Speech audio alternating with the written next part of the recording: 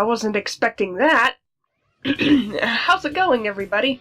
This is Mark Maker here with my highly anticipated Q&A video. Before I start, I want to thank you all so much for over 4,000 subscribers and over 1 million views on my channel. You really don't know how much it means to me that you all like and support me this much, so thank you. Let's start this Q&A with a question from Dino. When did you start drawing and what inspired you to keep going? Your art is amazing! Thanks for the compliment, Dino. I've been drawing for as far back as I can remember. My parents told me that ever since the first time I picked up a crayon, I've been drawing. So I can't give a definite age or amount of years that I've been drawing, but I'll say it's been probably 17, maybe 18, just an approximation. As for my inspiration when it comes to continuing art, it mostly comes from 3 different sources. My desire to learn more, my interests in other things I enjoy, and my desire to make people happy. My best art usually happens when all 3 sources are part of the final product, as well as a smidge of storytelling. If I'm not having any fun with what I'm drawing, though, it's gonna show in my art and not look very good, so I try to draw things that make me happy. That's the best advice I can give for artists, is draw what makes you happy. Free Flying Wolf asks, how long does a picture usually take to draw? How long for something like a headshot, full body, and something with background? Honestly, the time frame for different drawings varies depending on the subject and how far I'm willing to go with the piece. Sketches don't usually take much longer than 20 minutes, line art can take 1 or 2 hours, and coloring usually takes half an hour, or longer if I'm adding shading and effects like glows. Drawing backgrounds from scratch is not my strong point. Usually I'll just sketch out what I want the background to be like and then put different textures over it for the background to be made of. So my backgrounds generally are lineless and more realistic than the characters themselves. Charon the Sabercat asks, what are some topics you haven't talked about yet but are looking forward to covering? I actually keep a list of videos that I want to make for my channel. I may not get around to doing some of them, but there are many that I really want to get around to doing soon. Of course, these aren't the only ones. Most of the time ideas for stories just hit me out of nowhere, and I have to act on it immediately before I lose the drive to finish it, which is what happened with the Sister Location music video. I hope that answers your question.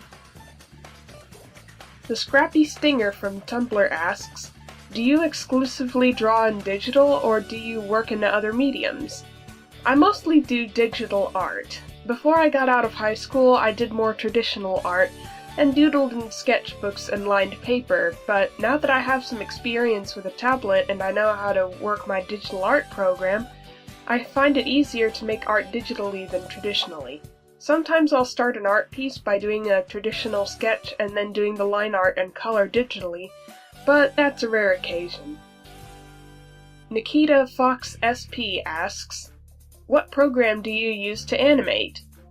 I get asked this question a lot, and I think the answer might surprise a lot of you.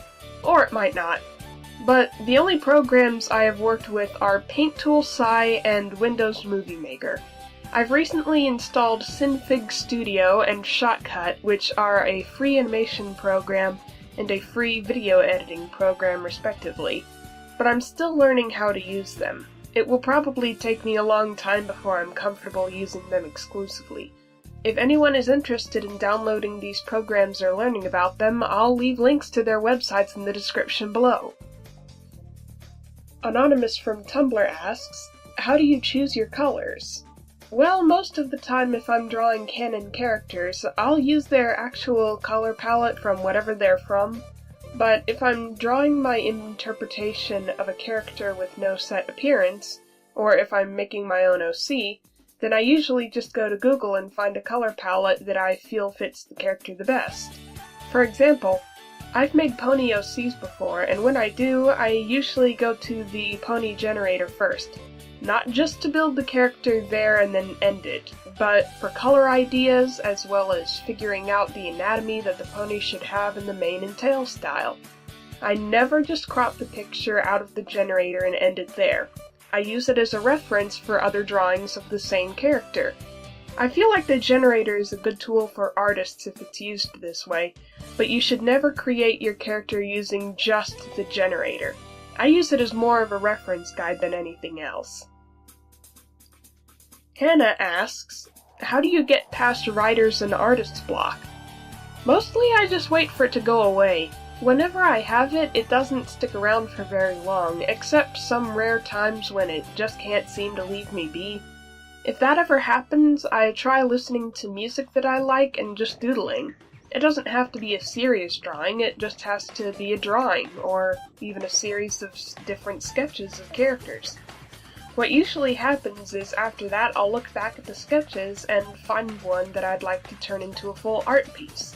And when I start working on it, that's when I know the artist's block has left me.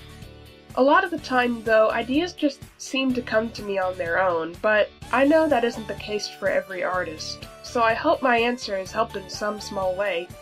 I encourage those who stumble on a block like this to give it a try sometime. Maybe it won't work, but it's at least worth a shot in my opinion.